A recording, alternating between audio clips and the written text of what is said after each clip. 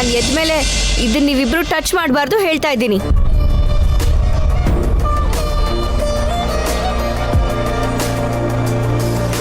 ಎದ್ದೇಳಕ್ಕ.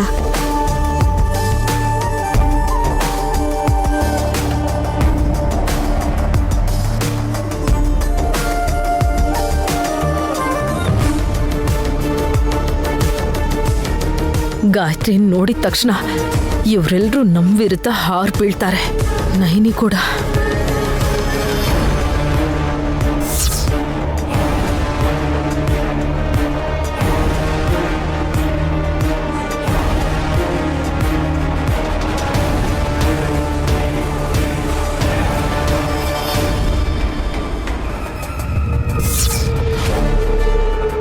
Mom.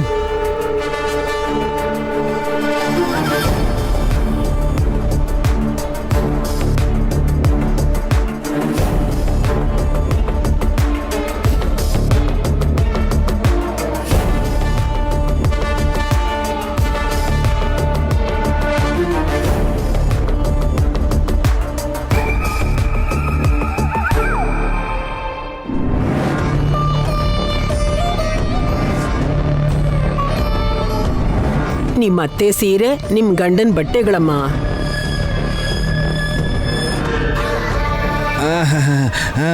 ಸೀರೆ ಹಾಳಾದ್ರೆ ಮಾಮು ಅಳ್ತಾರೆ ಅಂತ ಹೇಳ್ದೆ. ಆದ್ರೆ ನೀವೆಲ್ಲ ಏನ್ ಅರ್ಥ ಮಾಡ್ಕೊಂಡ್ರೋ ಗೊತ್ತಿಲ್ಲ. ಗಾಯತ್ರಿ ಎಲ್ಲಿ ಹೋದ್ಲು?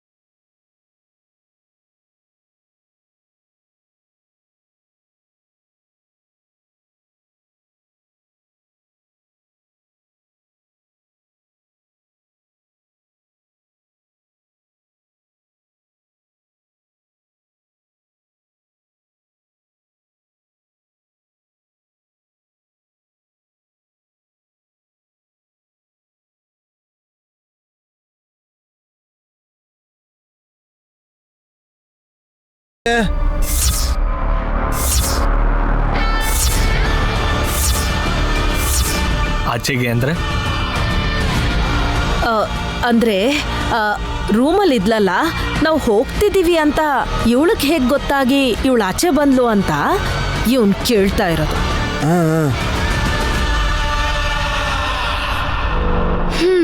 ಆ ಮಗು ನಿಮ್ ಪ್ರಾಣ ತೆಗೆಯಕ್ಕೆ ಹುಟ್ಟಿದೆ ಅಂತ ಅರ್ಥ ಆಗ್ತಿದೆ ಅತ್ತೆ. ನನ್ನ ಮಾತು ಕೇಳಿ, ನೀವೆಲ್ಲಿಗೂ ಹೋಗ್ಬೇಡಿ. ನೀವಿಲ್ಲಿದ್ರೇನೆ ನೈನಿ ಗಾಯತ್ರಿನ ಹಿಡಿಯಕ್ ಸಾಧ್ಯ. ನಿಮ್ಗೇನಾದ್ರೂ ಅಪಾಯ ಬಂದ್ರೆ ಅತ್ಗೆ ನಿಮ್ಗೆ ಎಚ್ಚರಿಸ್ತಾರೆ. ಹೋಗ್ರಮ್ಮ, ನಿಮ್ ಲಗೇಜ್ ಬ್ಯಾಗ್ ತಗೊಂಡು ನಿಮ್ ರೂಮ್ಗೆ ಹೋಗ್ರಮ್ಮ. ತಪ್ಪಿಸ್ಕೋಬೇಕು ಅಂತ ನೋಡ್ದಾಗೆಲ್ಲ ಕಷ್ಟಗಳು ಜಾಸ್ತಿ ಆಗುತ್ತೆ. ಅನುಭವದ ಮಾತು ಹೇಳ್ತಾ ಇದ್ದೀನಿ. ನಡಿಯೋ.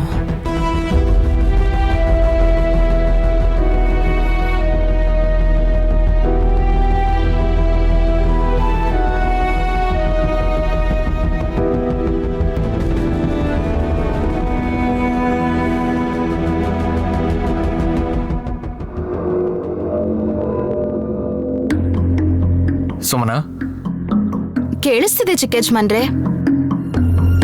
ನನ್ನ ಮಾತು ಕೇಳಿಸ್ಕೊಳ್ಳಿಲ್ಲ ಅಂದ್ರೆ ನಿನಗೆ ನಷ್ಟ. ಏನ್ ಹೇಳಿ? ಯಾವುದಕ್ಕೂ ಒಳ್ಳೇದು ಅಮ್ಮ ಮತ್ತೆ ಬ್ರೋ ಇಂದ ನೀನ್ ಸ್ವಲ್ಪ ದೂರ ಇದ್ರೆ ಒಳ್ಳೇದು. ಅವರೆಲ್ಲೋ ಇದ್ದಾರೆ, ನಾನು ಇಲ್ಲಿದ್ದೀನಿ. ತಲೆಯಲ್ಲಿ ಬುದ್ಧಿ ಇಲ್ದೇ ಇರೋರ್ ತರ ಮಾತಾಡ್ಬೇಡ. ದೂರ ಇರೋದು ಅಂತಂದ್ರೆ ಅವ್ರಗಳ ಯೋಚನೆಯಿಂದ. ನನ್ನ ಹತ್ರ ಏನ್ ಶೇರ್ ಮಾಡಿಲ್ವಲ್ಲ. ಆಸ್ತಿ ಬಿಟ್ಕೊಡ್ತೀವಿ ಅಂತ ಹೇಳಿದ್ರ? ಅತ್ತೆ ಏನಾದ್ರೂ ಸತ್ರೆ ಆಸ್ತಿ ಎಲ್ಲ ನನ್ನ ಹೆಸರಿಗೆ ಬರೋ ಹಾಗೆ ವಿಲ್ಲಲ್ಲಿ ಬರ್ದಿಡ್ತೀನಿ ಅಂತ ಹೇಳಿದ್ರು. ಅದು ಕೂಡ ಚಿಕ್ಕ ಮಗ ಆಗಿರೋ ನಿಮ್ಮನ್ನ ಚೆನ್ನಾಗಿ ನೋಡ್ಕೋತೀನಿ ಅಂತ ಮಾತು ಕೊಟ್ರೆ. ಅದಕ್ಕೆ ನೀನೇನಂದೆ? ಆ, ಆಸ್ತಿ ಸಿಗತ್ತೆ ಅಂತಂದ್ರೆ ಗಂಡನ್ನ ಕಂಡ್ರೆಪ್ಪೆ ತರ ನೋಡ್ಕೋತೀನಿ ಅಂತಂದೆ. ಹಾಗಾದ್ರೆ ನೀನು ಅವ್ರ ಟ್ರ್ಯಾಪಲ್ಲಿ ಬಿದ್ದಿದ್ಯಾ ಅಂತ ಆಯ್ತು. ಯಾಕ್ರಿ ಹೀಗ್ ಮಾತಾಡ್ತೀರಾ? ಪಾಪ ಅತ್ತೆದು ಅಷ್ಟೊಳ್ಳೆ ಮನ್ಸಾಗಿರೋದಿಕ್ಕೆ ಆಸ್ತಿ ನನ್ನ ಹೆಸರಿಗೆ ಬರೀತೀನಿ ಅಂದ್ರು. ಅಯ್ಯೋ, ನಾನು ಹುಚ್ಚ ಹೆಂಡ್ತಿ ಸುಮನ. ಬರ್ಕೊಡ್ಬೇಕು ಅಂತಂದ್ರೆ ರಾಹುಕಾಲ ಹೋದ ತಕ್ಷಣ ಒಂದ್ ಸೈನ್ ಹಾಕಿ ಅದನ್ನ ನಿನ್ ಕೈಯಲ್ಲಿ ಇಡ್ಬೋದು. ಆ, ಇಲ್ಲಿವರೆಗೂ ₹1 ಕೂಡ ನಿನಗೆ ಕೊಟ್ಟಿಲ್ಲ ಅಂತಂದ್ರೆ ಅವರಿಬ್ರು ನಿನಗೆ ಕಾಗೆ ಹಾರಿಸಿದ್ದಾರೆ. ಅಯ್ಯೋ, ಅತ್ತೇನು ಆ ತರ ಅಲ್ಲ, ಸರ್ವತ್ಯಾಗ ಮಾಡ್ತಾರೆ. ಅವರು ಸಾಯಕ್ ಮುಂಚೆ ಮಾಡೋ ದೊಡ್ಡ ಕಾರ್ಯ ಅಂದ್ರೆ ಅದೇ. ನಮ್ಮಮ್ಮ ಸಾಯಲ್ಲ. ಆ? ಅದೇನು ವಿಶಾಲಾಕ್ಷಿ ಮಾತ್ ಸುಳ್ಳಾಗಲ್ಲ ಅಂತ ಎಲ್ರೂ ಮುಂದೆ ನೀವೇ ಅವಳ ಪರವಾಗಿ ದೊಡ್ಡದಾಗ್ ಮಾತಾಡಿದ್ರಿ. ಈಗ ಮಾತ್ ಬದಲಾಯಿಸ್ತಾ ಇದ್ದೀರಾ? ನಮ್ಮಮ್ಮ ಪ್ಲಾನ್ ಬದಲಾಯಿಸ್ತಾರೆ. ಅರ್ಥ ಆಗ್ತಿಲ್ಲ.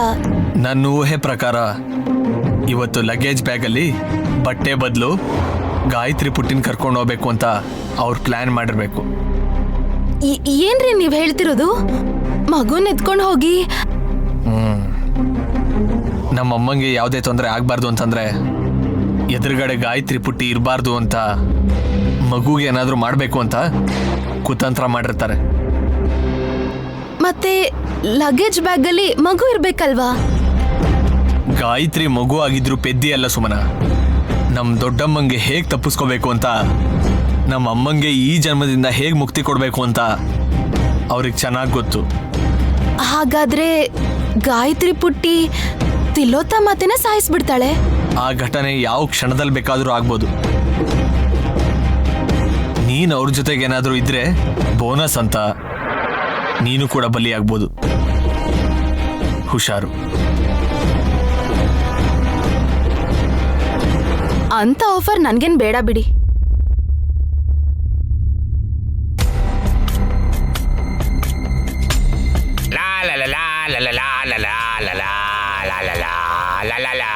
ಮೈ ಡಿಯರ್ ಲೈಟ್ ಹೌಸ್, ತಗೊಂಡ್ ನೀರು. ಯಾಕೆ ತಗೊಂಡ್ ಬಂದ್ರಿ ಅಂತ ನಿಮಗ್ ಗೊತ್ತಾ? ಹಾಲಲ್ಲಿ ಕೂತಿರೋ ನೀನು ಕುಡಿಯಕ್ ನೀರು ಕೇಳಿದ್ರೆ ಸುಮ್ಮನೆ ಕುಡಿಯೋದು ಬಿಟ್ಟು ಪೆದ್ದಿ ತರ ಪ್ರಶ್ನೆ ಕೇಳ್ತೀಯಲ್ಲ, ತಲೆ ಕೆಟ್ಟಿದ್ಯಾ? ಟ್ಯಾಬ್ಲೆಟ್ ತಗೊಳ್ಳೋಣ ಅಂತ ನೀರ್ ತಗೊಂಡ್ ಬರೋದಕ್ಕೆ ಹೇಳ್ದೆ. ಟೈಮಿಗೆ ತಗೊಳಕ್ ಕೇಳಿದಾರಲ್ಲ, ತಗೋಬೇಕು.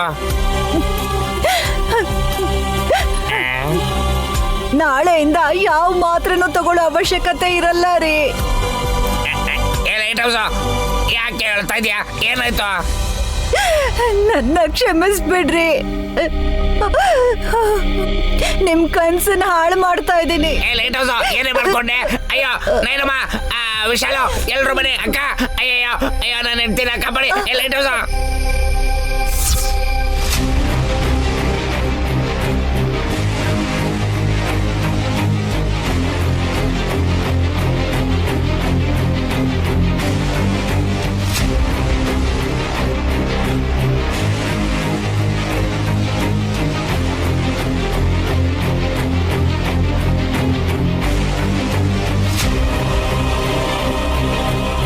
ಬಿಡಿ ಚಿಕ್ಕಮ್ಮ.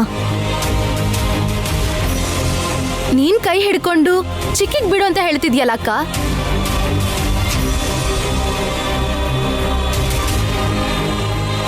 ನೈನಮ್ಮ ಬಿಡಕ್ ಹೇಳ್ತಿರೋದು. ಲೈಟ್ ಹೌಸ್ ಕೈಲಿರೋ ಟ್ಯಾಬ್ಲೆಟ್ಸ್ ಕಣಮ್ಮ. ಬಿಡಿ ಚಿಕ್ಕಮ್ಮ.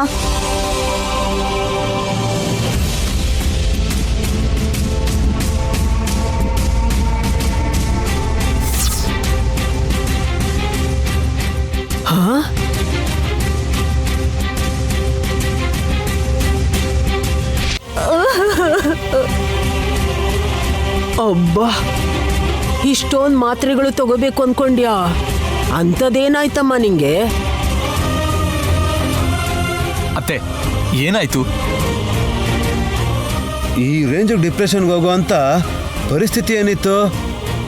ಏಯ್, ಸರಿಯಾಗಿ ಮಾತಾಡ್ಬೋದಲ್ವಾ? ಯಾಕೆ ಸಾಯ್ಬೇಕು ಅಂತ ಅನ್ಕೊಂಡ್ರಿ ಅತ್ತೆ? ಚಿಕ್ಕಿ ಸಾಯ್ಬೇಕು ಅನ್ಕೊಂಡ್ರ? ಯಾಕೆ? ವಿಕ್ರಾಂತ, ನನ್ನ ಎತ್ಕೋ ಎತ್ಕೋ,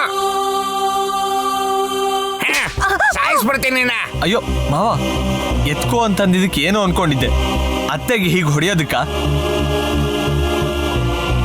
ಸರಿಯಾದ ಸಮಯಕ್ಕೆ ನೈನಮ್ಮ ಬಂದು ಕೈ ಹಿಡ್ಕೊಂಡಿದ್ದಕ್ಕೆ ಸರಿ ಹೋಯ್ತಪ್ಪ. ಇಲ್ಲಾಂದ್ರೆ ಎಂತ ಅನ್ಯಾಯ ಆಗಿರೋದು.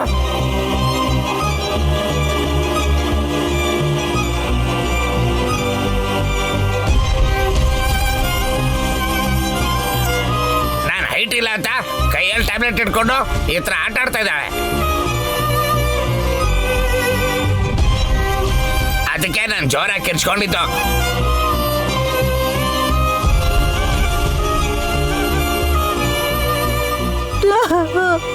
ಏನಮ್ಮ, ನಿಂಗೆ ಸ್ವಲ್ಪನಾದ್ರೂ ಬುದ್ಧಿ ಜ್ಞಾನ ಅನ್ನೋದಿದ್ಯಾ? ಇದ್ದಿದ್ರೆ ಈ ತರ ಕೆಲಸ ಮಾಡಿ ಹೀಗೆ ಅಳ್ತಾ ಇರ್ಲಿಲ್ಲ.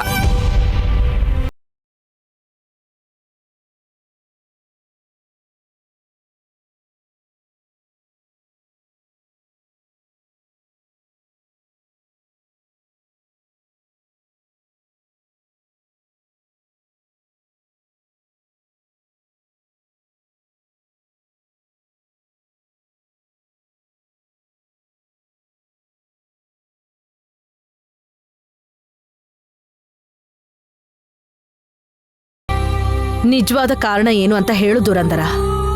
ನಿನ್ನಿಂದನೇ ಅತ್ಗೆ.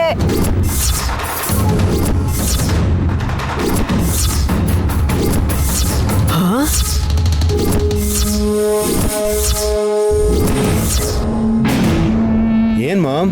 ಓ, ಮಾಡೋದೆಲ್ಲ ಒಳೊಳಗೆ ಮಾಡಿ ಇವಾಗ ಏನು ಗೊತ್ತಿಲ್ದಾಗೆ ಎಲ್ರ ಮುಂದೆ ನಾಟಕ ಮಾಡ್ತಾ ಇದ್ಯಾ? ಆದ್ರೂ ಸರಿ, ಅತ್ತೆ ಕಂಡಿಡಿದ್ರು ನೋಡಿದ್ರಾ? ಬಾಯಿ ಮುಚ್ಕೊಂಡಿರ್ತೀಯ? ನಾನೇನ್ ಮಾಡ್ದೆ ಅಂತ ನನಗಂತ ಇದ್ದೀರಾ? ಈ ವಿಷಯದಲ್ಲಿ ನಿನ್ ಕೈವಾಡ ಇಲ್ಲ ಅಂತಂದ್ರೆ ಅತ್ತೆ ಕೈಯಲ್ಲಿ ಅಷ್ಟು ಟ್ಯಾಬ್ಲೆಟ್ಸ್ ಹೇಗ್ ಬರುತ್ತಮ್ಮ? ಅಕ್ಕ, ನಾನಾಗ್ಲಿ ನನ್ನ ಹೆಂಡತಿ ಆಗ್ಲಿ ನಿಂಗೆ ಏನಾದ್ರು ಮೋಸ ಮಾಡಿದೀವ? ನಿನ್ ತಂಟೆಗೆ ಏನಾದ್ರು ಬಂದಿದೀವ?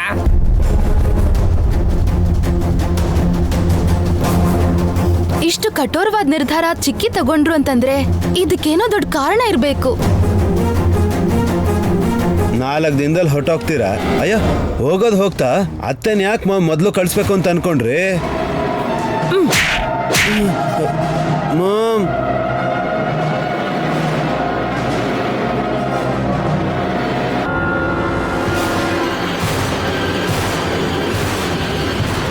ಬಾಯ್ಗೆ ಬಂದ ಹಾಗೆ ಮಾತಾಡಿದ್ರೆ ನನ್ನನ್ನು ಅಂದೋರ್ ಎಲ್ರ ಕೆನ್ನೆನೋ ಹೀಗೆ ಊದಿಸ್ಬಿಡ್ತೀನಿ.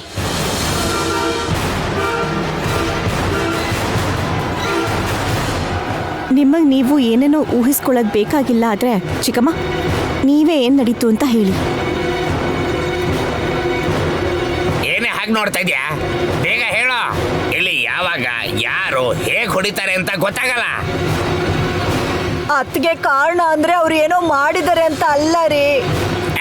ಮತ್ತೆ ಶುಕ್ರವಾರದ ಹೊತ್ತಿಗೆ ಅತ್ತಿಗೆ ಸತ್ತು ಹೋಗ್ತಾಳಲ್ಲ,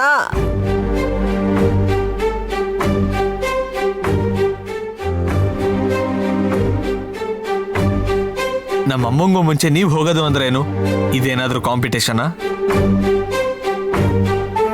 ಸಾಯಕ್ಕೂ ಸ್ಪರ್ಧೆ ಇಟ್ಕೋತೀರಾ ನೀವು ನಿಮ್ಮ ಮನೇಲಿ?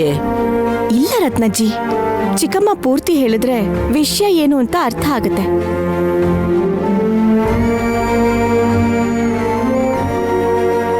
ಪಟಪಟ ಅಂತ ಹೇಳು ಚಿಕ್ಕಿ, ಯಾಕೆ ಅಳ್ತಿದ್ಯಾ?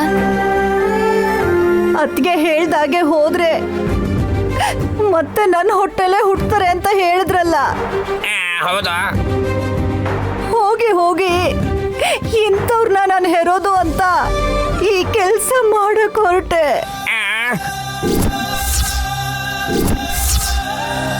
ಹಾ,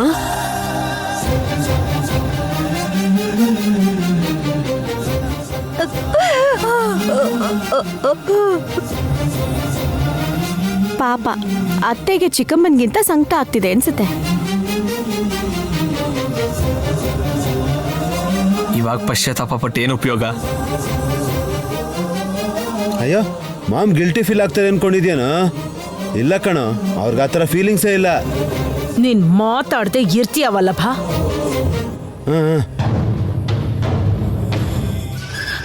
ಚಿಕ್ಕಿ, ನೀನ್ ಹೀಗೆ ಹೇಳಿದ್ರೆ ಅತ್ತೆಗೆ ಬೇಜಾರಾಗೋದಿಲ್ವಾ? ನೀನ್ ಏನ್ ಬೇಕಾದ್ರೂ ಅನ್ಕೋ ಸುಮ್ಮಿ.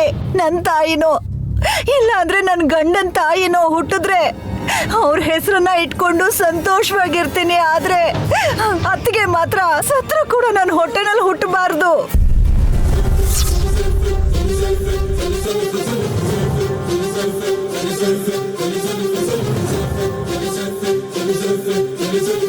ಸತ್ರೇನೆ ಹುಟ್ಟೋದು.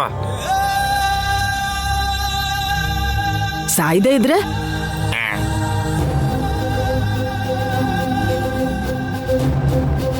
ಇದೇನಜ್ಜಿ ಹಾಗೆ ಹೇಳ್ತಾ ಇದ್ದೀರಾ? ಈ 4 ದಿನದಲ್ಲಿ ಏನಾದ್ರೂ ನಿಮ್ಮ ಅತ್ತಿಗೆ ಪ್ರಾಣಕ್ಕೆ ಯಾವ ಅಪಾಯನೂ ಆಗ್ಲಿಲ್ಲ ಅಂದ್ರೆ ನಿಮ್ ಹೊಟ್ಟೆಲಂತೂ ಹುಟ್ಟಲ್ಲ ಅಲ್ವಾ? ಹೌದು, ಆ ಮಾತು ಕೂಡ ಹೇಳಿದ್ರು. ಮತ್ತಾಯ್ತಲ್ಲ, ಅವ್ರಿಗೆ ಯಾವುದೇ ಅಪಾಯ ಆಗದೆ ಇರೋ ಹಾಗೆ ನೋಡ್ಕೊಳ್ಳೋದು ಬಿಟ್ಟು ನಿನಗೆ ನೀನೇ ಅಪಾಯ ತಂದ್ಕೊಳ್ಳೋದು ಅಂದ್ರೆ ಏನಮ್ಮ?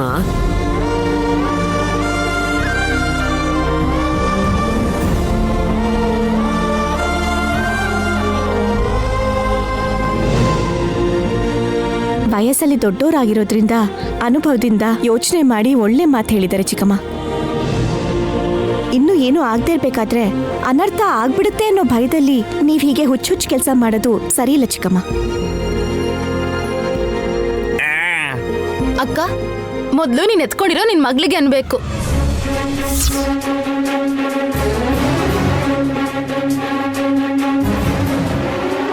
ಮಗುಗೆ ಯಾಕೆ ಬೈತಾ ಇದ್ದೀರಾ? ಆ ಮಗುನೇ ತಾನೆ ನಿಮ್ ಹೆತ್ತಾಯಿ ಪ್ರಾಣ ತೆಗೆಯೋದು. ಈ 4 ದಿನ ಈ ಊರಲ್ಲಿಲ್ದೆ ಅವಳನ್ನ ಎಲ್ಲಾದ್ರೂ ಕರ್ಕೊಂಡು ಹೋದ್ರೆ ಈ ಗಲಾಟನೆ ಇರಲ್ವಲ್ಲ.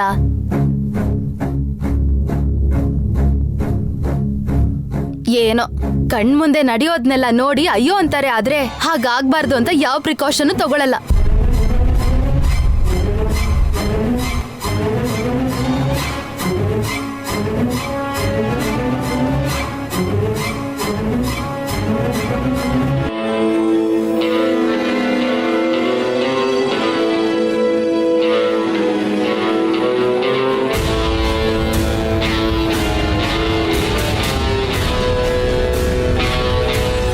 ಮಾಮ್, ನೀವು ಸೈಲೆಂಟ್ ಆಗಿದ್ರೆ ನನಗೆ ಭಯ ಆಗತ್ತೆ. ಯಾಕೆ? 4 ದಿನ ಆದ್ಮೇಲೆ ನಾನು ಸೈಲೆಂಟ್ ಆಗಿರ್ಬೇಕಲ್ಲ ಅಂತ. ವಲ್ಲಭ, ನಿಜವಾಗ್ಲೂ ನಾನು ಕಣ್ಮರೆ ಆಗೋಗ್ತೀನಿ ಅಂತೀಯ? ಅಯ್ಯೋ, ಎಲ್ರು ಒಂದೇ ರೀತಿ ಅನ್ಕೋತಾ ಇದ್ರೆ ಅಸ್ತು ದೇವತೆಗಳು ಹಾಗೆ ಆಗ್ಲಿ ಅಂತ ಹೇಳ್ತಾರಂತಲ್ವಾ ಮಾಮ್? ನಾವು ಕೂಡ ನನ್ಗೇನೂ ಆಗಲ್ಲ ಅಂತ ದೃಢವಾಗಿ ನಂಬ್ಕೊಂಡ್ರೆ ಆ ದೇವತೆಗಳು ತಥಾಸ್ತು ಅಂತಾರ, ಅಥವಾ ಏನ್ ಹೇಳ್ಬೇಕು ಅಂತ ಗೊತ್ತಾಗದೆ ಕನ್ಫ್ಯೂಸ್ ಆಗ್ತಾರ? ಯಾರೇ ಕನ್ಫ್ಯೂಷನ್ಗೆ ಈಡಾದ್ರೂ ನಮ್ಮ ಅಕ್ಕ ಮಾತ್ರ ಕ್ಲಾರಿಟಿಯಿಂದ ಇದ್ದಾಳತ್ತೆ. ಯಾವ್ದ್ರ ಬಗ್ಗೆ? ನಿಮ್ ಬಗ್ಗೆನೆ. ಯಾವ್ದ್ರ ಬಗ್ಗೆ ಸುಮನಾ? ಚಿಕ್ಕ ಮಕ್ಳು ಗೊತ್ತೋ ಗೊತ್ತಿಲ್ದೇನೋ ತಪ್ಪು ದಾರಿಯಲ್ಲಿ ಹೆಜ್ಜೆ ಇಟ್ರೆ ಅದನ್ ತಪ್ಪು ಅಂತ ಕನ್ಸಿಡರ್ ಮಾಡ್ತಾರಾ, ಶಿಕ್ಷೆ ಕೊಡ್ತಾರ ಅಂತ ಸೀನಿಯರ್ ಲಾಯರ್ ತರ ಯೋಚನೆ ಮಾಡಿರ್ತಾಳೆ. ಅಯ್ಯೋ ನಿನ್ನ ನೈನಿ, ತುಂಬಾ ಅಡ್ವಾನ್ಸ್ ಆಗಿದ್ದಾಳೆ ಮಾಮ್. ಅರ್ಥ ಆಗ್ತಿದೆ ತಾನೆ? ಗಾಯತ್ರಿ ಪುಟ್ಟಿ ನನ್ನನ್ನೇ ಟಾರ್ಗೆಟ್ ಮಾಡ್ಕೊಂಡ್ರೆ ಅನ್ಕೊಳ್ದೆ ಆಗಿರೋ ಪ್ರಮಾದ ಅಂತ ಅನ್ಕೋಬೇಕು ಅಂತ ಲೆಕ್ಕ ಹಾಕ್ಕೊಂಡಿರ್ಬೇಕು ಅನ್ಸತ್ತೆ.